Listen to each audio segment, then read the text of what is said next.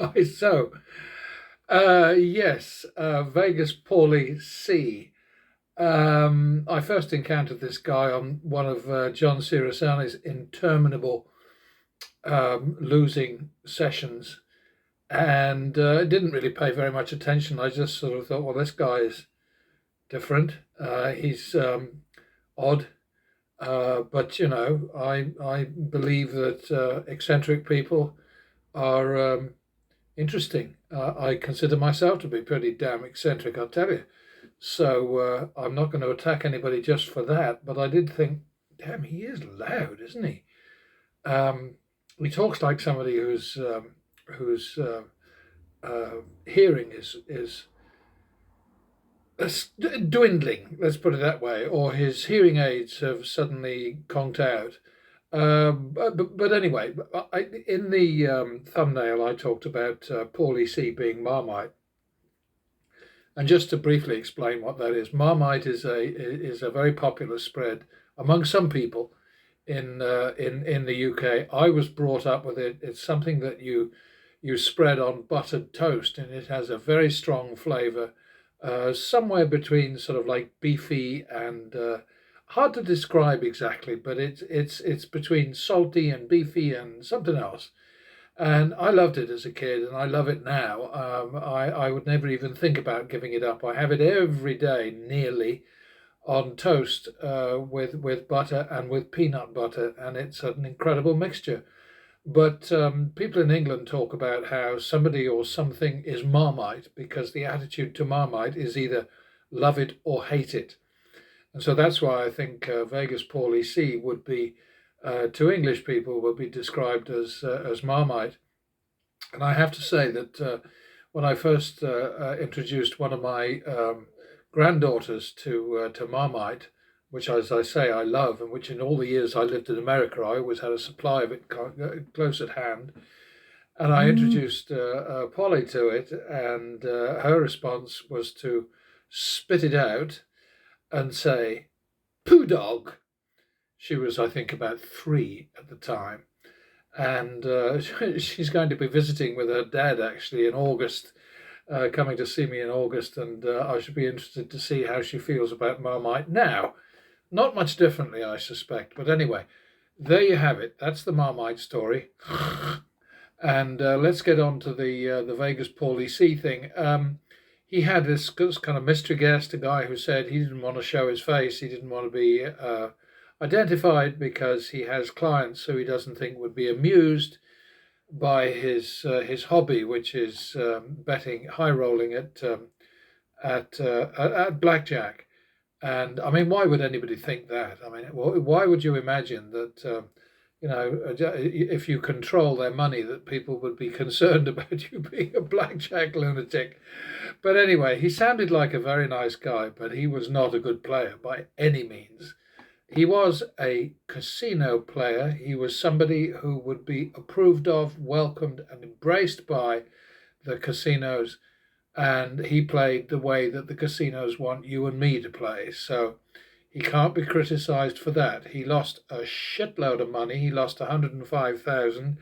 I got the impression that to him that was kind of like sort of what blows away when you're careless, taking your money out of your money clip in a high wind. I mean, he just didn't seem bothered by it at all, and he did a lot of odd things that I would not have countenanced. I would not have gone near.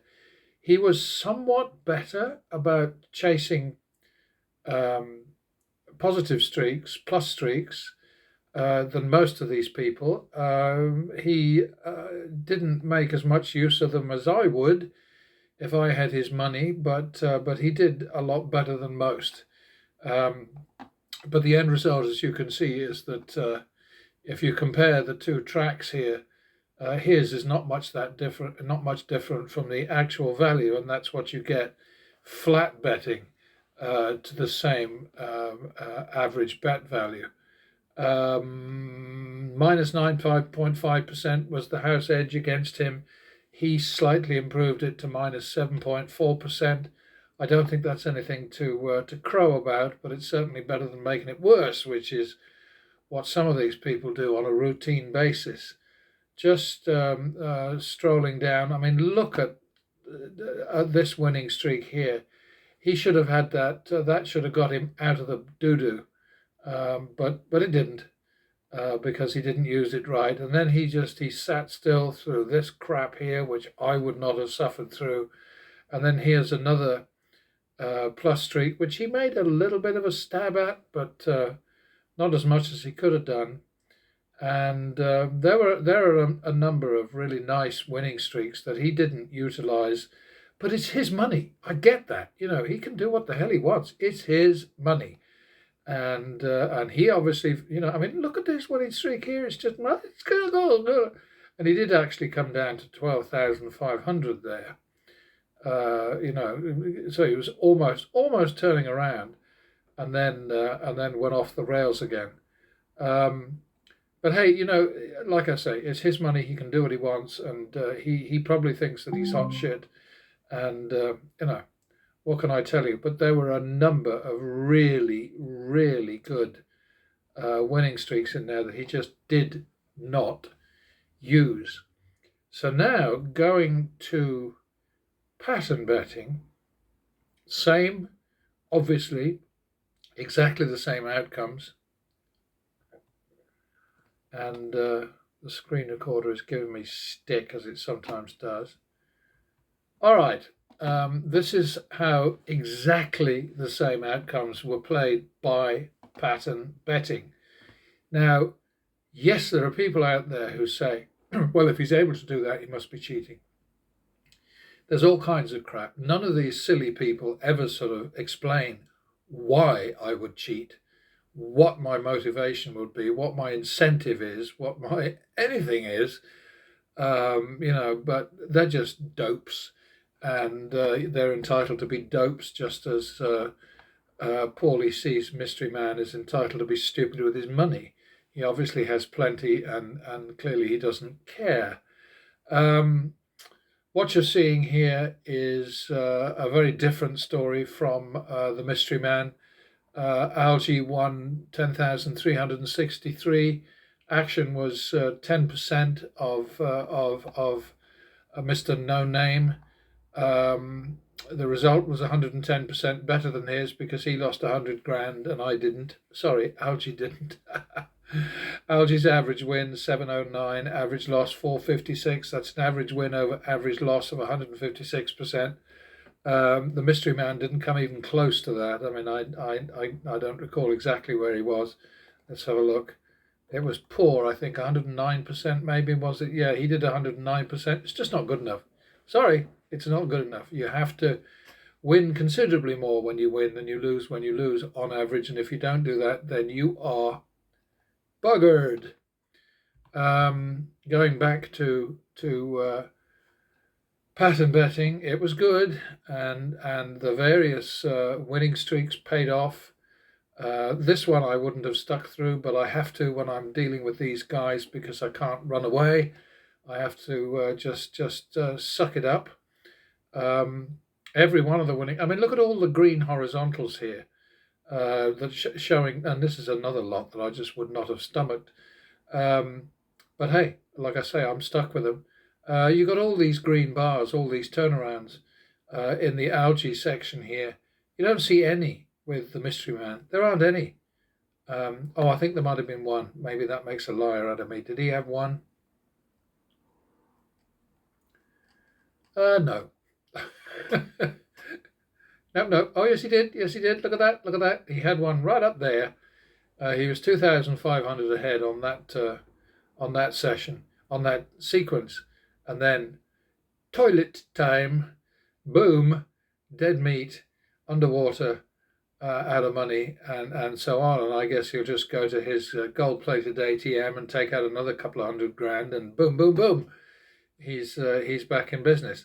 So anyway, PaulyC had 2 sessions that I looked at. The next one was PaulyC in full voice, full flight, again a loser, so he's definitely not a lucky charm.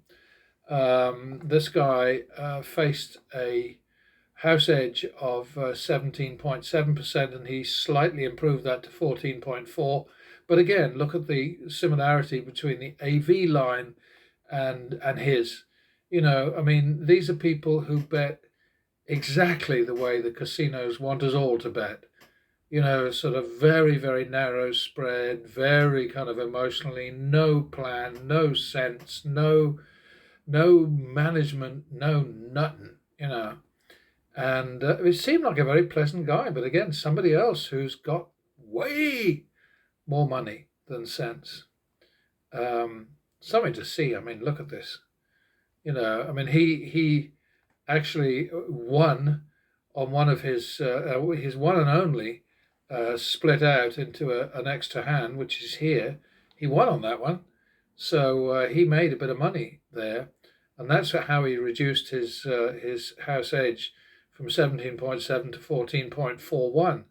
But at the end of the day, he lost not as much money as it looked like, but it was more than enough. It was 32,500. So he just. I mean, to me, listening to Paulie C shouting in the background and showing off his extraordinary array of teeth. I mean, he's got teeth like a horse, and yelling into his smartphone all the time. What did he say? The payoff cam. The payoff cam. I would go bonkers if I had somebody doing that right under my nose. But Raul, this guy here, just kept smiling. Even-tempered guy. He obviously knows Paulie C well. He's known him for a long time. And he did at one point say, he said, this is a war, not a battle. And there's some sense to that. But, basically the war that he's waiting to see is when he gets a huge run of wins that will enable him to catch up. He needs to be in a situation like all the other professional losers where he wins more bets than he loses in order to make any money. And I'm sorry, but that's a crap strategy. In fact, it's not a strategy at all. So let's go down to pattern betting's response to Raoul's outcomes, and big difference. 17.7 house edge, and Algie wins 25.3% of his total action, 11,450, which is a tiny fraction of Raoul's. Usually I put a little marker in there to say that, but he was 225,500 and pattern betting was 11,450. So you can see that Algie managed to make not 11,450, 2,900 on 11,450, which is 25.3%. And it's pretty bloody good, to be honest. I mean, let's be fair. It's a big difference, and Algie's average bet, 159%, 546 over 334. 344. And this is what you have to do. And if you people out there don't believe this, then don't believe it. If you think I'm cheating, then be stupid. That's fine. You have that right. But if you just take the time to look at these demos and figure it out for yourselves, scroll through them, because I always provide an opportunity to see them go by slowly, and again, look at all these horizontals, which are turnarounds, and Raoul had what, 1, 2, 3, and pattern betting had 1, 2, 3, 4, 5, and a lot. That one at the top doesn't count. 1, 2, 3, 4, 5, 6, 7, 8, 9, 10, 11, 12. So 12 turnarounds, and he had 5. Did I say 3 or did I say 5? Whatever. 1, 2. No, it's 3. Wasn't it? 3? Yes, because the one at the top doesn't count. Simply because that's if it's a win, then the green line goes in, because it's looking at the fact that this is a negative up here, and if this is a positive, then that's an okay, and that's not correct. but I have to make those adjustments for these specific little outings.